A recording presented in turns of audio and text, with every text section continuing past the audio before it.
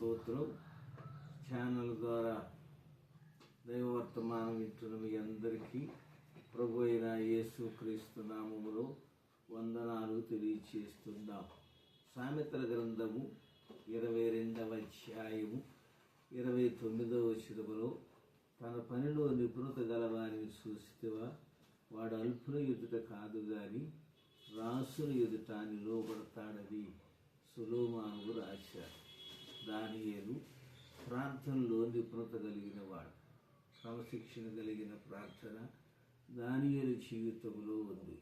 అందుచేత 12 అధ్యాయాల్లో 12 కార్యాలు చేసినట్లు దానియేలు గ్రంథములో రాయబడింది. మొట్టమొదటిగా 1వ అధ్యాయం 8వ వచనములో ఆయన ఫుడ్ టెస్ట్ని ఎదుర్కొన్నాడు.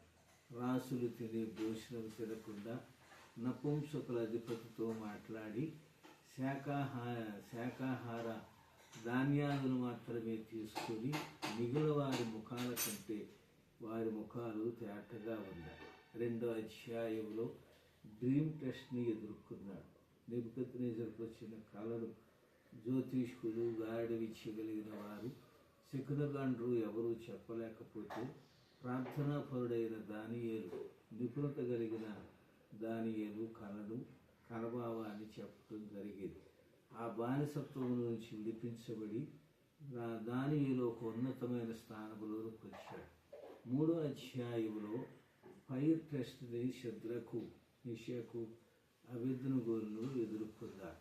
వారు అగ్నిగుండంలో వేయబడిన దేవుడు వారితో పాటు ఉండి వారికి ఏ హాని జరగకుండా ఆయన కాపాడుతూ వచ్చాడు.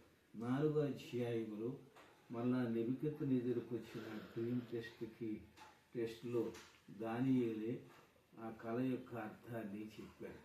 5వ అధ్యాయంలో బెల్షస్సరు రాజు ద్రాక్షారసం తాగి సంతోషిస్తూ ఉండగా గోడ మీద రాసిన రాత ఎవరికీ తెలియకపోతే దానియేలే ఆ రాతను చదివి దానికున్న అర్థాన్ని చెప్పాడు.